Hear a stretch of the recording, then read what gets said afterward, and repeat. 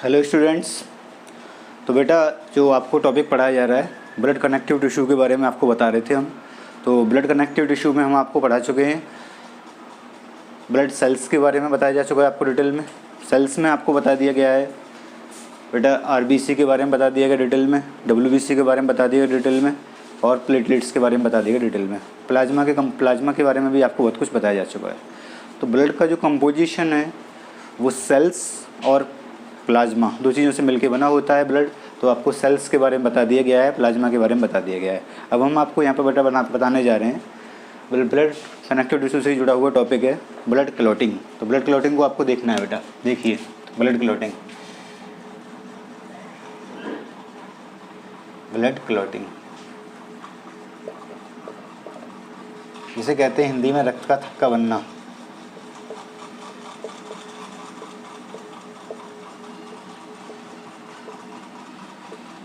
तो blood clotting बेटा क्या होती है सुन लें पहले ध्यान से। देखा होगा आपने कभी कट लग जाता है या बाउंड हो जाते हैं तो वहाँ से क्या होता है ब्लड निकलना शुरू हो जाता है और कुछ समय बाद ऑटोमेटिकली ब्लड निकलना बंद हो जाता है जिसे कहा जाता है ब्लड क्लॉटिंग। तो देखिए बेटा अभी मैं इंग्लिश में इसको ट्रांसलेट करता हूँ। बहन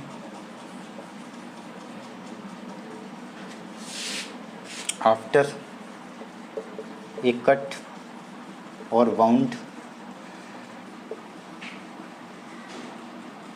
blood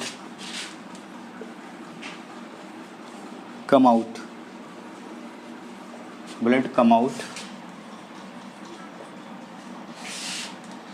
after some time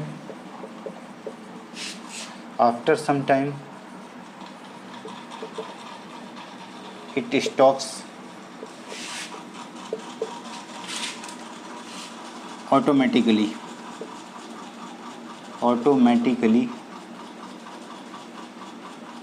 it is called clotting of blood।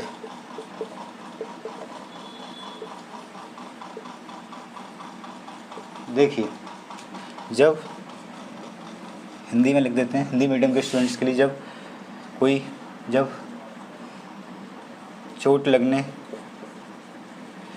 लगने या घाव होने पर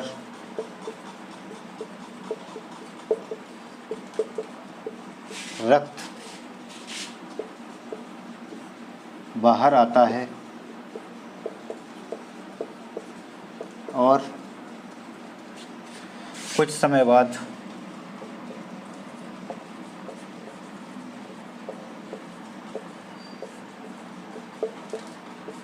रक्त का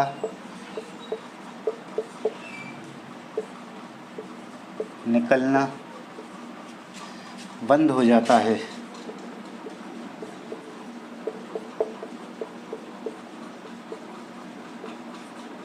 इसे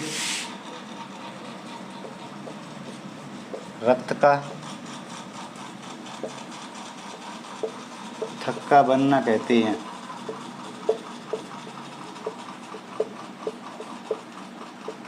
देखें बेटा अभी आपको यहाँ पे बताया गया है जो मैं आपको पहले ही बता चुका हूँ ब्लड क्लॉटिंग या ब्लड का थक्का बनना क्या होता है। देखिए ध्यान से। व्हेन आफ्टर ए कट और वाउंड ब्लड कम आउट, जब कट और वाउंड के बाद ब्लड बाहर आता है। After some time it stops automatically, कुछ समय बाद रक्त का निकलना बंद हो जाता है।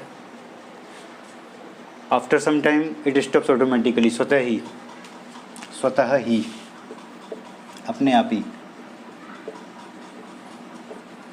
It is called clotting of blood, इससे कहा जाता है ब्लड की क्लॉटिंग। जब चोट लगने या घाव होने पर रक्त बाहर आता है, कुछ समय बाद रक्त का निकलना बंद हो जाता है, इसे रक्त का थक्का बनना कहते हैं। ब्लड का निकलना स्वतः ही बंद हो जाता है, इसी को बेटा क्या कहते हैं, रक्त का थक्का बनना कहते हैं। देख लें पॉइंट को अच्छे से। व्हेन आफ्टर ए कट और wound blood come out after some time it stops automatically, it is called blood clotting of blood. जब चोट लगने या घाव होने पर रक्त बाहर आता है और कुछ समय बाद रक्त का निकलना बंद हो जाता है स्वतः ही, इसे रक्त का थक्का बनना कहते हैं। बोर्ड पर देख लें बेटा पॉइंट को अच्छे से ऑब्जर्व कर लें। अब आपको आगे बताते हैं, देखिए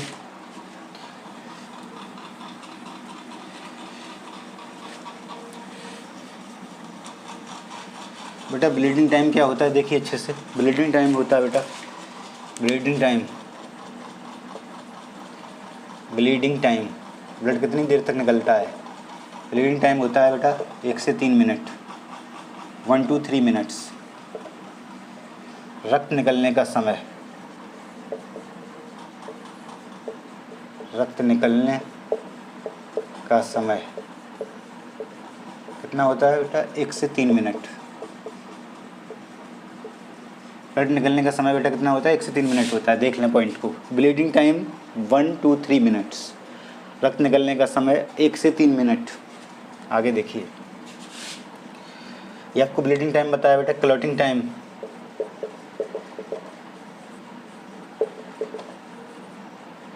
रक्त का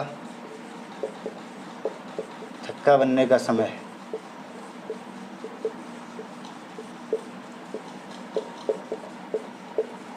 रक्त का थक्का बनने का समय कितना होता है। क्लॉटिंग टाइम होता है बेटा 2 से 8 मिनट, 2 to 8 मिनट, 2 से 8 मिनट तक ब्लड का थक्का बन जाता है। तो बेटा इस तरह से आपको ये बताया गया है, आपको ये समझ में आया होगा जो आपको बताया गया है। पॉइंट को देख लें अच्छे से। ब्लीडिंग टाइम, रक्त निकलने का समय 1 से 3 मिनट। क्लॉटिंग टाइम, रक्त का थक्का बनने का समय होता है 2 से 8 मिनट, 2 to 8 मिनट्स। देख लें अच्छे से बेटा, ये पॉइंट जो अभी आपको बताए गए हैं अच्छे से आपको क्लियर हो गए होंगे जो आपको बताया गया है। ऑब्जर्व कर लें, नोट कर लें। आगे देखते हैं।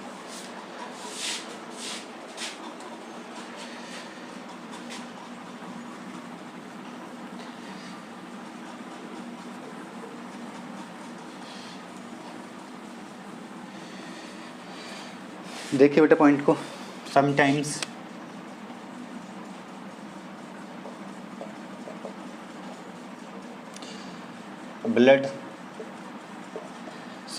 blood clots are formed in intact blood vessels. Intact blood vessels.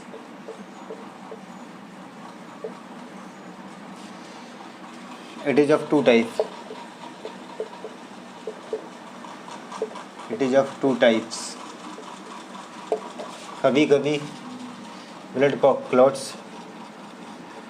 कभी कभी रक्त के थक्के इंटैक्ट ब्लड वेसल्स में जुड़ी हुई, इंटैक्ट ब्लड वेसल्स में, रक्त वाहिनियों में,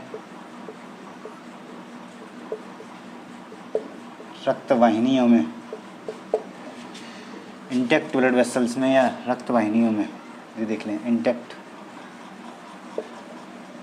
मतलब जुड़ी हुई,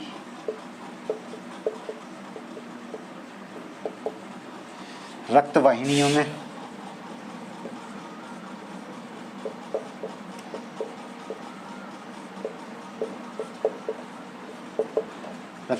में बनते हैं।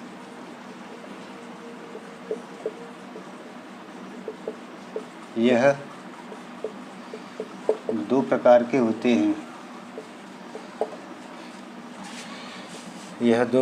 होते हैं। देख लें अच्छे से। पहले होते हैं बेटा थ्रोम्बस क्लॉट, जिन्हें कहते हैं हिंदी में थ्रोम्बस थक्के, थ्रोम्बस थक्का। दूसरा होता है एम्बोलस क्लॉट, जिसे कहते हैं एम्बोलस थक्का।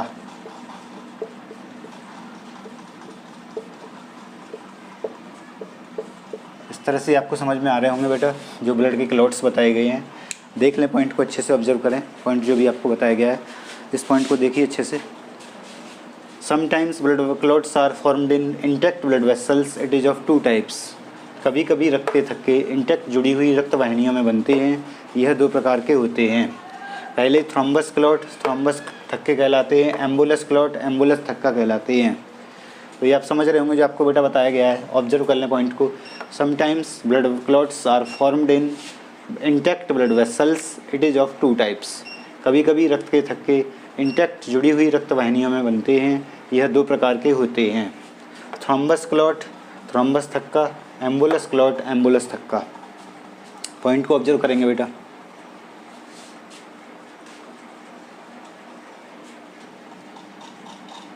इसमें ये बताया गया है बेटा कि कभी कभी थक्के इंटैक्ट ब्लड वेसल्स में फॉर्म होते हैं और ये भी दो प्रकार के होते हैं। पहले होते हैं थ्रोम्बस क्लॉट, दूसरे होते हैं एम्बुलस क्लॉट। इस तरह से आपको ये समझ में आ गया होगा। आगे बढ़ते हैं।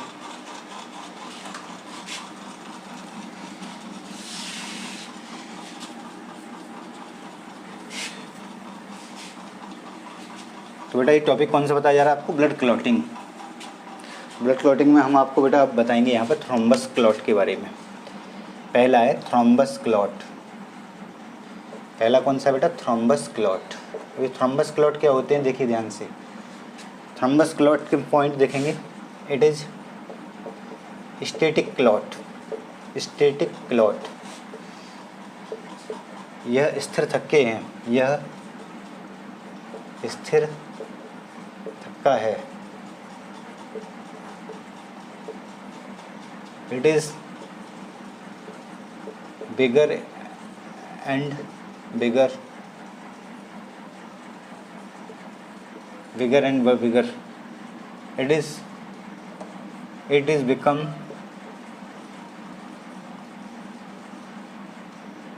देख लें पॉइंट को अच्छे से। It is become bigger and bigger, bigger and bigger, slowly slowly, slowly slowly, धीरे धीरे बड़े बड़े होते जाते हैं। Bigger and bigger, slowly slowly. It is become bigger and bigger, slowly slowly and blocks blood vessels.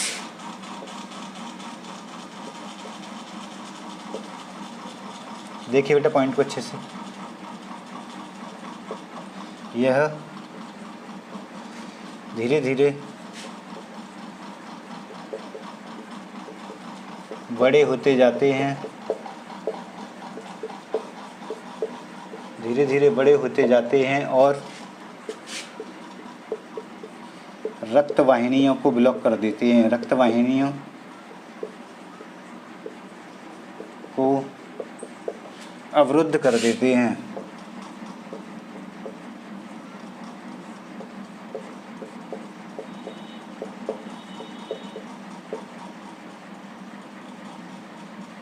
देख लें अच्छे से बेटा। अभी आपको बताया गया थ्रोम्बस क्लॉट के बारे में। इट इज स्टैटिक क्लॉट, यह स्थिर थक्का है। कौन सा थक्का है बेटा? ये स्थिर थक्का होता है थ्रोम्बस क्लॉट। इसके बारे में आपको समझ में आ गया होगा। It is become bigger and bigger, slowly slowly and blocks blood vessels. यह धीरे धीरे बड़े होते जाते हैं और रक्त वाहिनियों को अवरुद्ध कर देते हैं। समझ गए होंगे बेटा इस क्लॉट के बारे में जो भी आपको बताया गया है, थ्रोम्बस क्लॉट के बारे में। आगे देखें। इट इज़ स्टैटिक क्लॉट, यह स्थिर थक्का है। It is become bigger and bigger, slowly slowly and blocks blood vessels. यह धीरे धीरे बड़े होते जाते हैं और रक्त वाहिनियों को अवरुद्ध कर देते हैं। पॉइंट को आपको अच्छे समझ में आया होगा। आगे देखिए बेटा इसी में। When it is occur in coronary artery, coronary artery, it causes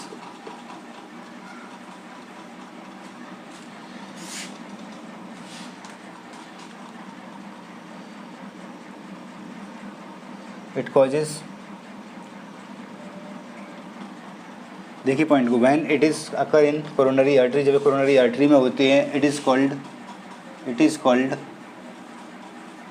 यह कहलाते हैं थ्रोम्बस क्लॉट। क्या कहलाते हैं? Coronary thrombus, coronary thrombus, coronary thrombus, coronary thrombus कहलाते हैं। जब ये कोरोनरी आर्टरी में होते हैं तो ये क्या कहलाते हैं? कोरोनरी थ्रम्बस कहलाते हैं। When it is occur in coronary artery it is called coronary thrombus. Coronary thrombus कहलाते हैं। इट कॉजेज, ये कॉज करते हैं हार्ट अटैक।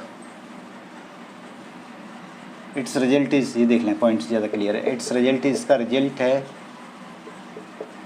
Heart attack.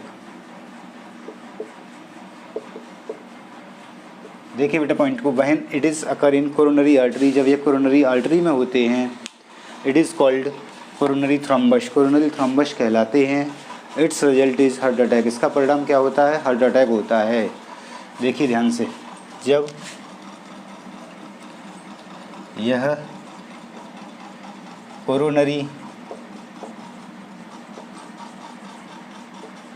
धमनी में होते हैं तब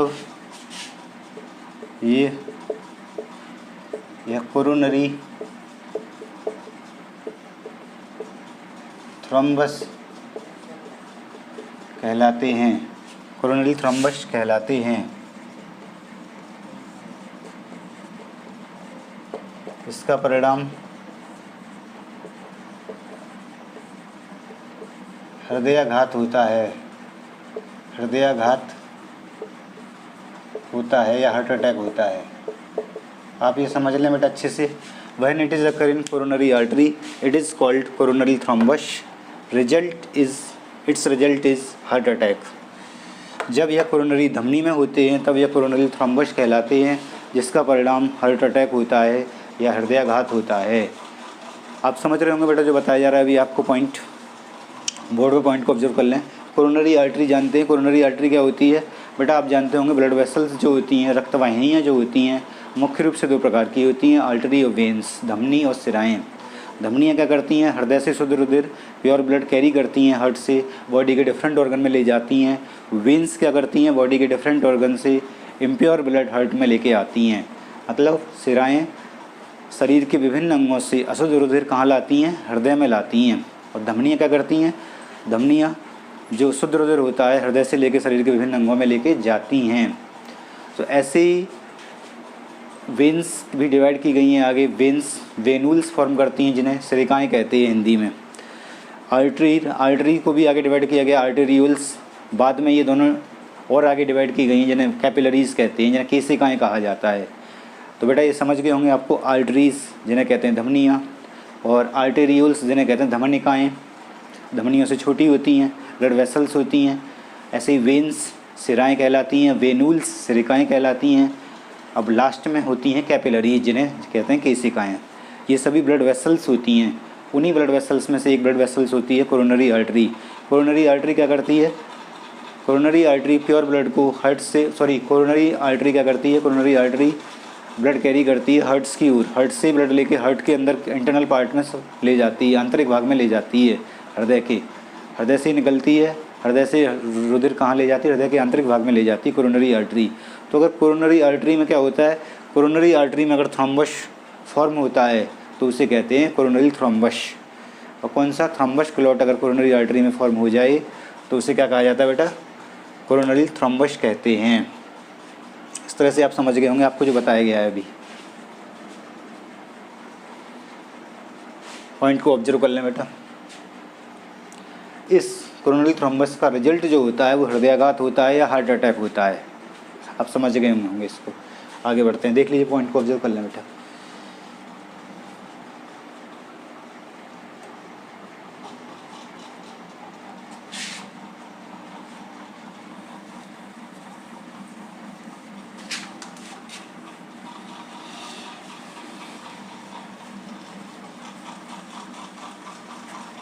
अभी बेटा थ्रम्बस क्लॉट में ही अगला पॉइंट देखेंगे। थ्रम्बस क्लॉट ही आपको बताया जा रहा है। When it is occur in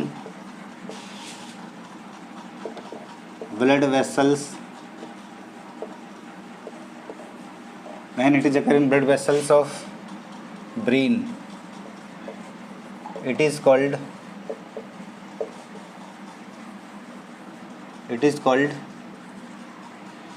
cephalic thrombus।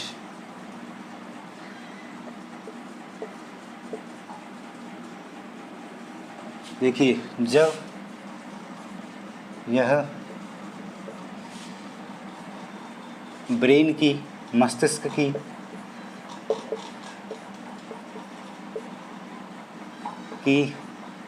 रक्त वाहिनियों में पाए जाते हैं, रक्त वाहिनियों में पाए जाते हैं,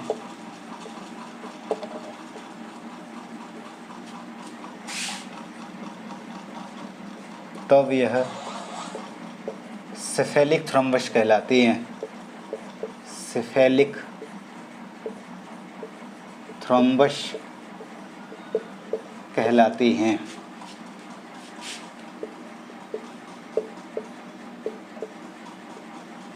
देख लें बेटा पॉइंट को। When it is occur in blood vessels of brain, it is called cephalic thrombus। जब यह मस्तिष्क की रक्त वाहिनियों में पाए जाते हैं तब यह सेफेलिक थ्रोम्बस कहलाते हैं। आगे देखें point. Its result is paralysis। इसका परिणाम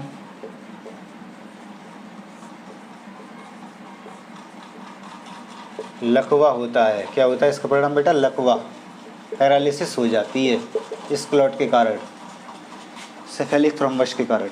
पॉइंट को अच्छे से आप देख लें, ऑब्जर्व कर लें। When it is occur in blood vessels of brain it is called cephalic thrombus. जब यह मस्तिष्क की रक्त वाहिनियों में पाए जाते हैं तब यह सेफेलिक थ्रोम्बस कहलाते हैं। It's result is paralysis. इसका परिणाम पैरालिसिस होता है या इसका परिणाम लकवा होता है। तो आप समझ गए होंगे बेटा, हमने अभी जो भी आपको बताया थ्रोम्बस क्लॉट के बारे में, दो उदाहरण दिए गए थ्रोम्बस क्लॉट के, कोरोनरी थ्रोम्बस और सेफेलिक थ्रोम्बस। कोरोनरी थ्रोम्बस बताया था आपको कोरोनरी आर्टरी में होता है, और जबकि सेफेलिक थ्रोम्बस कहाँ होता है? ब्रेन की ब्लड वेसल्स में होता है। ब्रेन की ब्लड वेसल्स में जब सेफेलिक थ्रोम्बस होता है तो इसका परिणाम क्या होता है? लकवा होता है या पैरालिसिस होती है। जबकि कोरोनरी थ्रोम्बस का रिजल्ट क्या होता है? हार्ट अटैक होता है, जिससे पर्सन की डेथ हो जाती है। आगे देखें पॉइंट को, आप समझ गए होंगे बेटा। देखिए अब हम आपको बता चुके हैं बेटा कौन से क्लॉट के बारे में। अभी आपको बताया गया है बेटा थ्रोम्बस क्लॉट के बारे में। हमने आपको बताया था क्लॉट दो प्रकार के होते हैं, पहले होते हैं थ्रोम्बस क्लॉट, अब दूसरे बताएंगे आपको एम्बोलस क्लॉट। कौन से होते हैं दूसरे? Embolus clot. एम्बोलस क्लॉट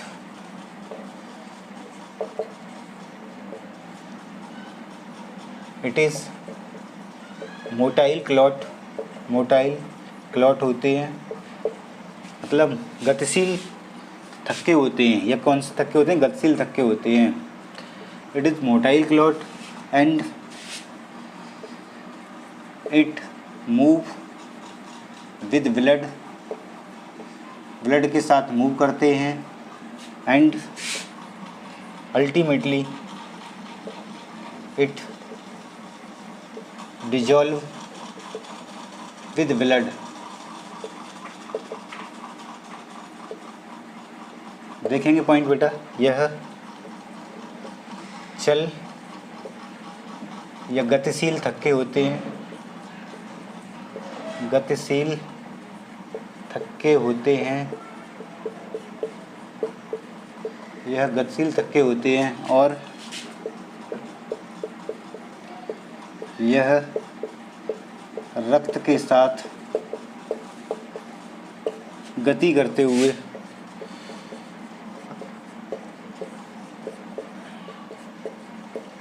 अंत में रक्त में घुल जाते हैं।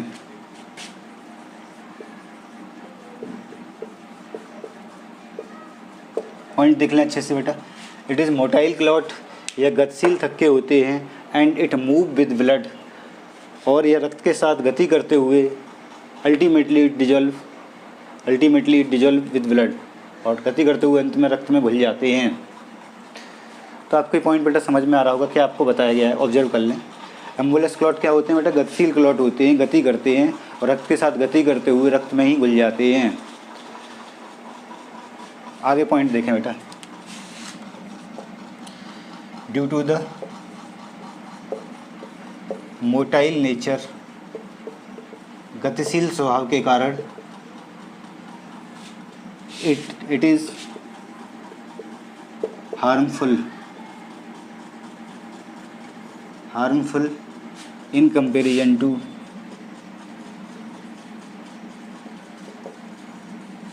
Thrombus clot.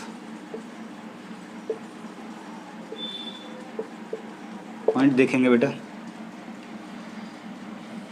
गतिशील स्वभाव के कारण, गतिशील स्वभाव के कारण, गतिशील स्वभाव के कारण यह थ्रोम्बस क्लॉट की तुलना में, थ्रोम्बस थक्के की तुलना में ज़्यादा हानिकारक होते हैं, तुलना में हानिकारक होते हैं।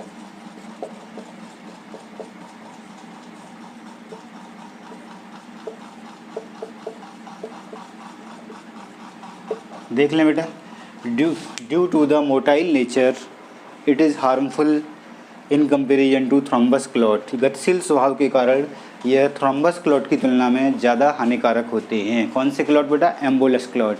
अभी आपको बताया था एम्बुलस क्लॉट के बारे में। गतिशील होते हैं स्वभाव से, गतिशील होने के कारण ब्लड के साथ साथ गति करते हुए ब्लड में ही घुल जाते हैं। और इसके बाद याद रखना है, गतिशील स्वभाव के कारण यह थ्रोम्बस की अपेक्षा ज़्यादा हानिकारक होते हैं। पॉइंट को ऑब्जर्व कर लें एम्बुलस क्लॉट के बारे में।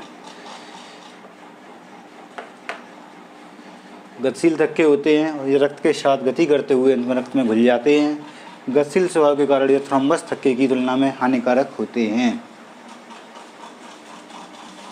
देख लीजिए बेटा पॉइंट को। अब हम आपको बेटा होमवर्क बताते हैं इसी में।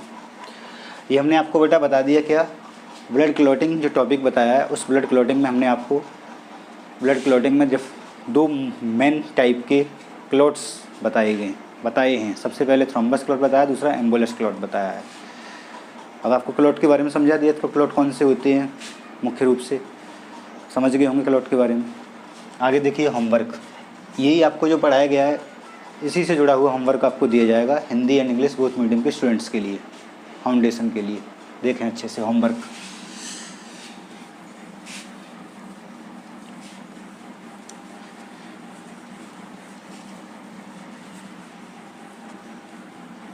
पहला क्वेश्चन देखना बेटा होमवर्क में। First homework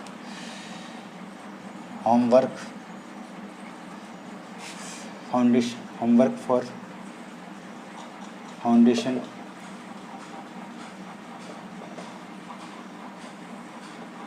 both Hindi and English medium, Hindi and English medium, Hindi and English दोनों मीडियम के स्टूडेंट्स के लिए फाउंडेशन के होमवर्क दिया जा रहा है। पहला क्वेश्चन देखें। First, bleeding time. क्वेश्चन है normal bleeding time is. Answer pickup करना है बेटा इनमें से।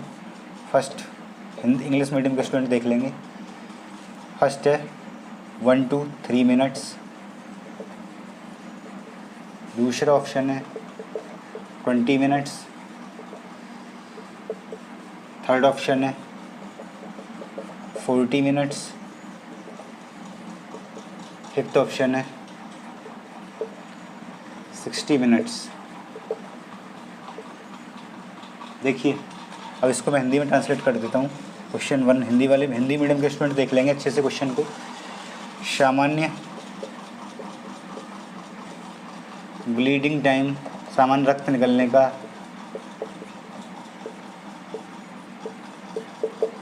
समय है। देखें पहला ऑप्शन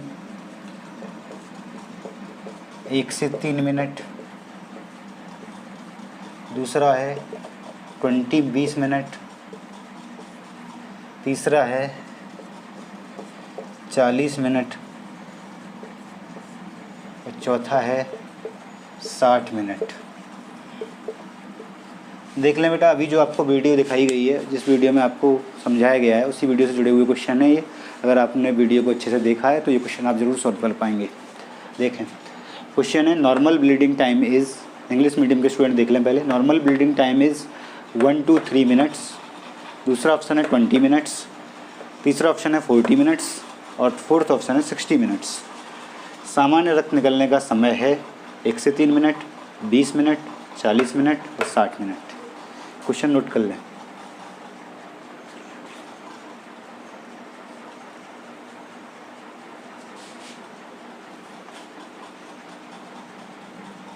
आगे बढ़ते हैं बेटा।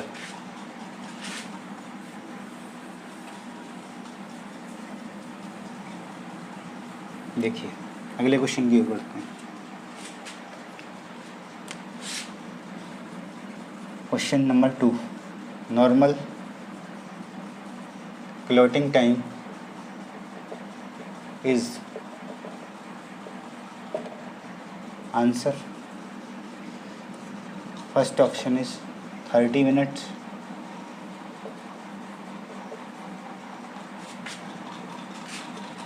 Option 10 minutes,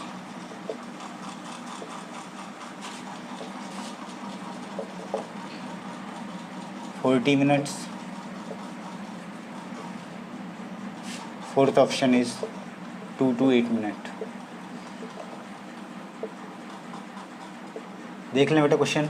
normal clotting time is, English medium के स्टूडेंट्स देखें, normal clotting time is 30 minutes, 10 minutes, 40 minutes, 2 to 8 minutes. इसका आंसर आपको बेटा होमवर्क में करके देना है। अब इसी को हिंदी में ट्रांसलेट कर देते हैं, इसी क्वेश्चन को। देखिए हिंदी में लिखते हैं, सामान्य क्वेश्चन नंबर 2 ही है बेटा।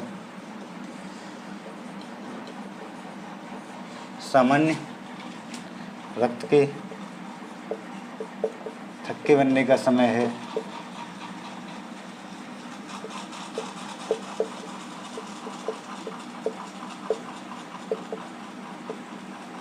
पहला, फर्स्ट ऑप्शन आंसर 30 मिनट। दूसरा ऑप्शन है 10 मिनट। तीसरा ऑप्शन है बेटा, देखते रहें, 40 मिनट। और चौथा ऑप्शन है 2 to 8 मिनट्स, 2 से 8 मिनट। क्वेश्चन देख लें हिंदी मीडियम के स्टूडेंट्स। सामान्य रक्त के थक्के बनने का समय है 30 मिनट, 10 मिनट, 40 मिनट, 2 से 8 मिनट। तो बेटा ये देख लिया होगा इंग्लिश मीडियम के स्टूडेंट्स ने, सामान्य रक्त के थक्के बनने का समय है। अब क्वेश्चन नंबर 3 देखना है बेटा, इंग्लिश मीडियम के स्टूडेंट देखेंगे पहले। क्वेश्चन देखते रहें, नोट करते रहें क्वेश्चन।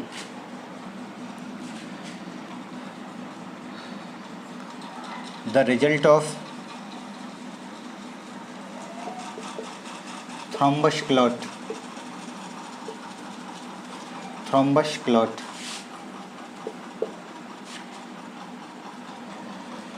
आंसर इंग्लिश मीडियम के स्टूडेंट्स के लिए पहले, heart attack. The result of, बेटा क्वेश्चन ये है, the result of coronary thrombus,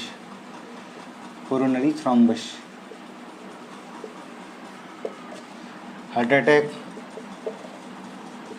दूसरा है,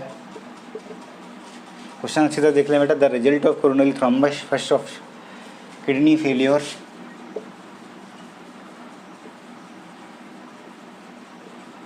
liver failure, third option, fourth option none of the above.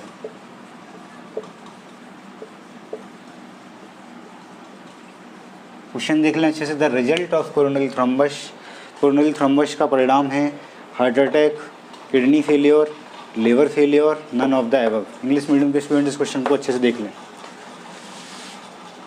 The result of coronary thrombus, heart attack, kidney failure, liver failure, none of the above.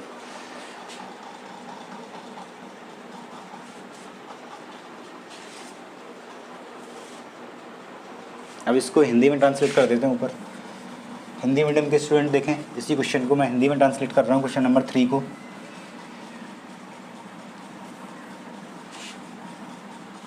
देखिए,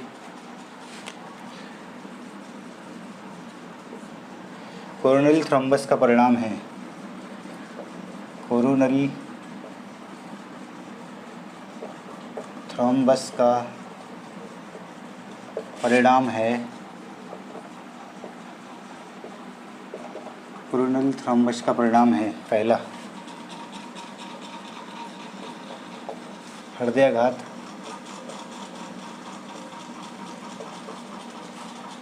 या heart attack, दूसरा वृक्क का fail होना, वृक्क का fail होना, दूसरा यकृत फेल होना,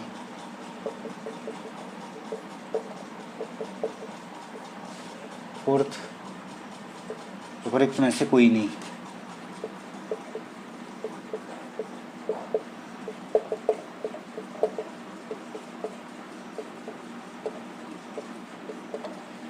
हिंदी मीडियम के स्टूडेंट देख लें बेटा, क्वेश्चन नंबर 3 जो मैंने बताया था अभी आपको, वही क्वेश्चन हिंदी में मैंने ट्रांसलेट किया है इसको। कोरोनरी थ्रोम्बस का परिणाम है हृदयाघात, हार्ट अटैक, वृक्क का फेल होना, यकृत का फेल होना, उपरोक्त में से कोई नहीं। क्वेश्चन देख लें बेटा, अच्छे से नोट कर लें इसको। आगे देखते हैं अगले क्वेश्चन की ओर। क्वेश्चन नंबर 4 देखेंगे अब। क्वेश्चन नंबर 3 आपने नोट कर लिया होगा बेटा, हिंदी इंग्लिश दोनों मीडियम के स्टूडेंट्स ने। Question number 4, the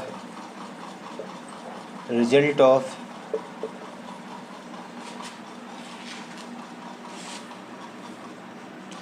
cephalic thrombus,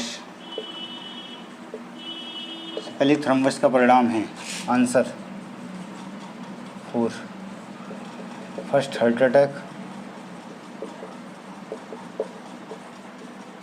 इसे कहते हैं हृदयाघात,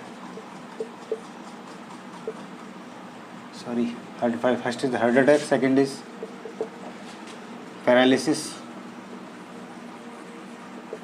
third is liver failure, fourth is none of the above.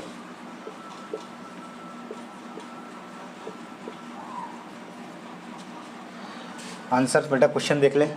The result of cephalic thrombus, English medium के स्टूडेंट देख लें सबसे पहले। The result of cephalic thrombus, first is option is heart attack, second is paralysis, third is heart failure, fourth is none of the above. अब हिंदी में translate कर देते हैं हिंदी मीडियम के स्टूडेंट्स के लिए। सेफेलिक थ्रोम्बस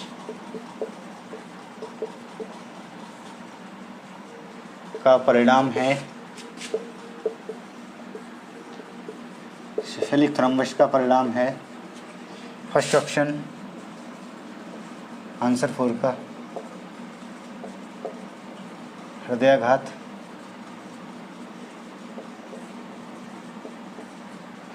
दूसरा लकवा, तीसरा यकृत,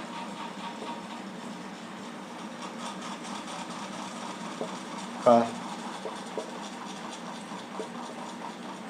फेल होना, चौथा ऑप्शन है उपरोक्त में से कोई नहीं।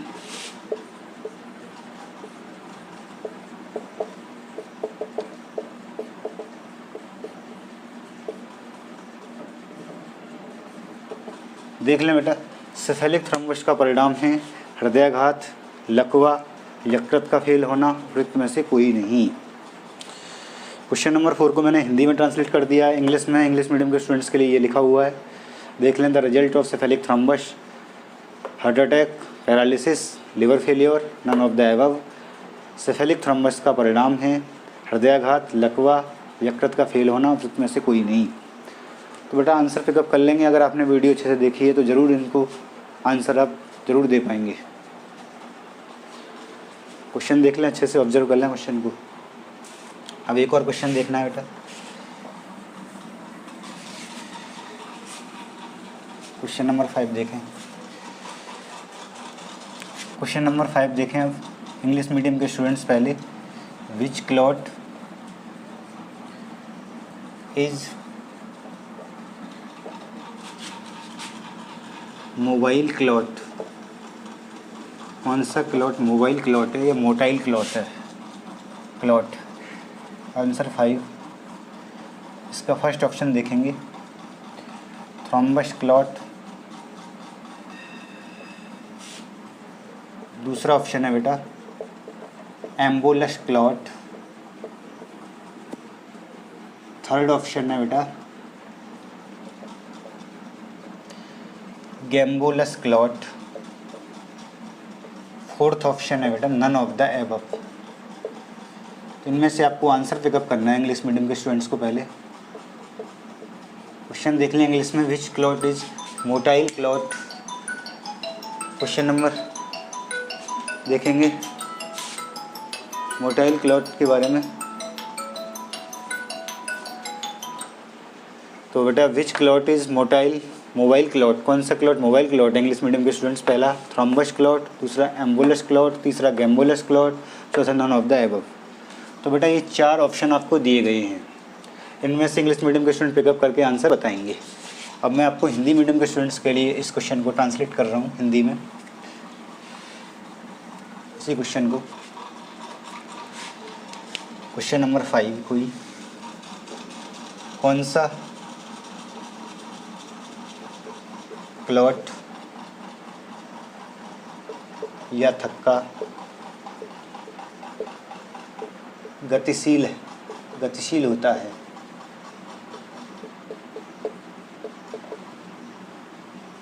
देखें फर्स्ट ऑप्शन आंसर 5 में। फर्स्ट ऑप्शन है बेटा थ्रोम्बस क्लॉथ।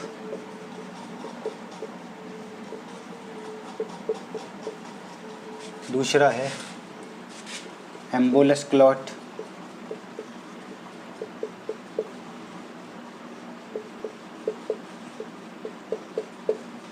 थर्ड ऑप्शन है गैम्बुलस क्लॉथ।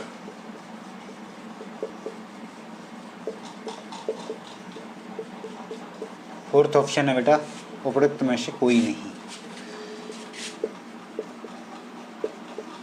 उपर्युक्त में से कोई नहीं। क्वेश्चन आप अच्छी तरह से देख चुके होंगे बेटा। ये आपको क्वेश्चन बताया गया है। Which clot is mobile clot? कौन सा क्लॉथ मोबाइल क्लॉथ है इंग्लिश मीडियम के students? Thrombus clot, embolus clot, gambulus clot, none of the above. Hindi medium के स्टूडेंट देखें कौन सा क्लॉथ या थक्का गतिशील होता है? पहला थ्रोम्बस क्लॉथ, दूसरा एम्बुलस क्लॉथ, तीसरा गैम्बुलस क्लॉथ, चौथा उपयुक्त में से कोई नहीं। क्वेश्चन को आप बेटा नोट कर लेंगे इसको। इसका आंसर आपको पिकअप करके देना है होमवर्क नोटबुक में। इस तरह से आप बेटा ये आपको होमवर्क दिया गया है 5 क्वेश्चन का, ये आपको सॉल्व करने हैं। और इनके आंसर आपको बेटा अगर आपने वीडियो अच्छे से देखा हुआ है तो आप ज़रूर सॉल्व कर पाएंगे। देख लीजिए एक बार क्वेश्चन को।